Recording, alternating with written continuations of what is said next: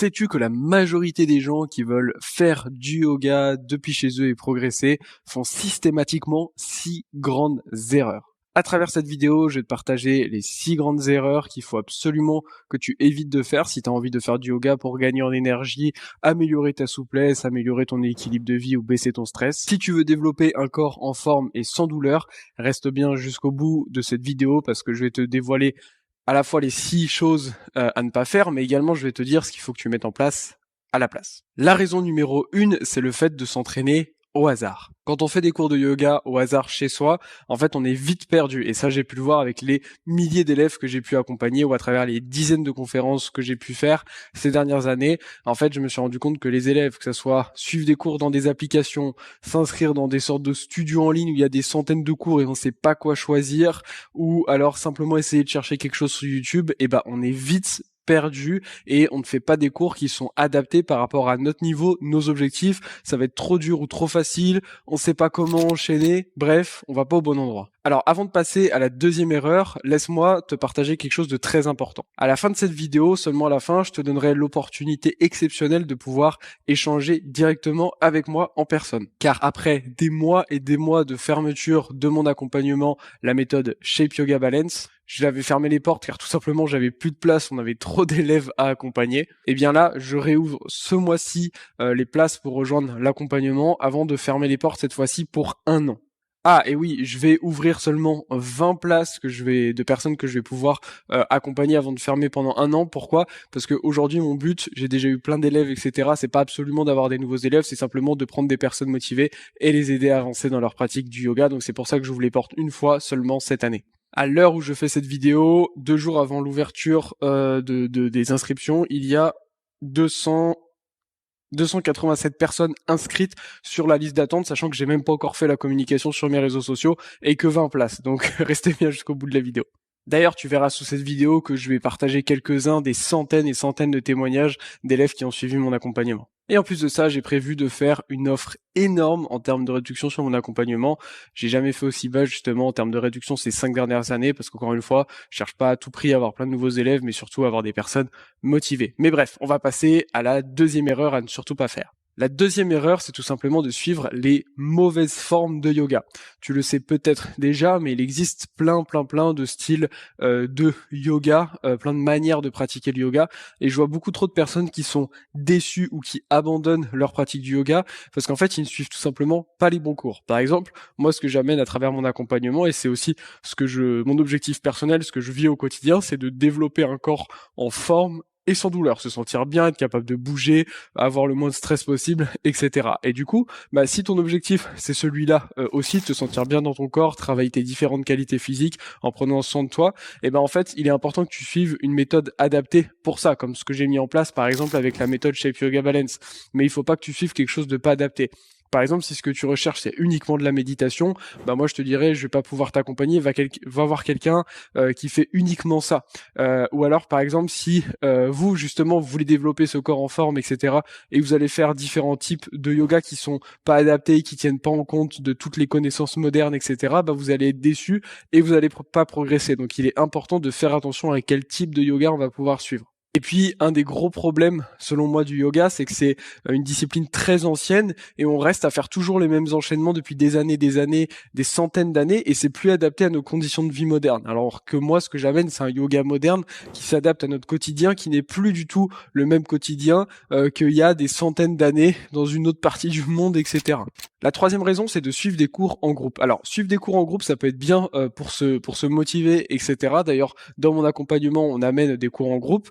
Mais c'est vraiment, nous on le voit comme un bonus en fait, parce que ce qu'il faut vraiment retenir c'est que chacun est différent et ce que j'aime bien prendre comme exemple c'est que par exemple si vous allez dans un cours de yoga et que à côté de vous il y a quelqu'un qui a 15 ans de plus et qui veut juste un petit peu réussir à déverrouiller son corps alors que vous avez envie de développer un corps en forme et à côté de vous avez peut-être quelqu'un d'autre qui lui est juste là pour enlever son mal de dos, c'est impossible de faire un cours qui convient à tout le monde. Et j'ai donné au début de mon enseignement il y a des années de nombreux cours collectifs et après j'ai vite arrêté parce que même si je pouvais m'adapter à tout le monde pour que tout le monde puisse à peu près suivre le cours, ça veut pas dire que le cours était optimisé pour tout le monde. Et ça, il faut vraiment le retenir, c'est que les cours en groupe, c'est impossible littéralement que ça puisse vraiment vous permettre de progresser. C'est pour ça que nous on le voit comme un bonus en plus d'un programme personnel.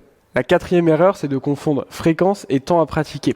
Plus les années avancent, plus j'ai tendance, moi, à raccourcir mes temps de pratique, surtout depuis que je suis devenu papa, à chercher vraiment à avoir les séances les plus efficaces possibles. Et c'est pareil pour mes élèves. Ils sont tous bien occupés, ils ont plein de choses à faire, etc.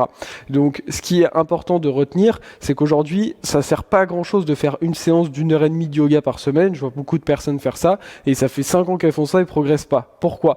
Parce que c'est très bien de faire 1 h 30 de yoga dans la semaine, mais il vaut mieux le répartir en 3 séances, par exemple, de 30 minutes ou en 4 séances encore un petit peu plus courtes. Ça sera beaucoup plus efficace de faire cette fréquence-là plutôt que de chercher à faire une longue pratique qui dure des heures et dans laquelle il n'y a pas vraiment de progrès parce qu'il n'y a pas de fréquence. La cinquième erreur, c'est tout simplement ne pas avoir de vision de progression. Un truc très important quand j'accompagne les élèves, c'est que dès le démarrage, on essaie de voir où est-ce qu'ils veulent aller et se fixer, entre guillemets, des objectifs. Alors, ça peut paraître un petit peu compliqué au début, on peut dire oui, mais c'est quoi comme objectif? Je sais pas trop.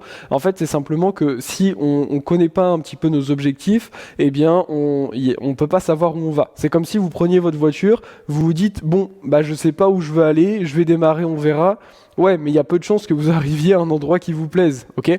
Il est important de savoir où on va. Et c'est pour ça que moi j'utilise différents outils, etc. pour savoir un petit peu où est-ce qu'on veut aller, pouvoir orienter sa progression. Ça, c'est très important. Enfin, la sixième erreur, c'est ne pas suivre quelqu'un qui a déjà atteint l'objectif qu'on recherche. Pour moi, c'est quelque chose de fondamental. Lorsque je veux apprendre quelque chose dans n'importe quel domaine, bah, je vais demander à quelqu'un qui sait le faire. Par exemple, si j'ai envie d'apprendre une langue, bah, je vais aller voir quelqu'un qui est prof de cette langue, qui parle déjà cette langue, qui a appris à apprendre cette langue, je vais lui demander des conseils.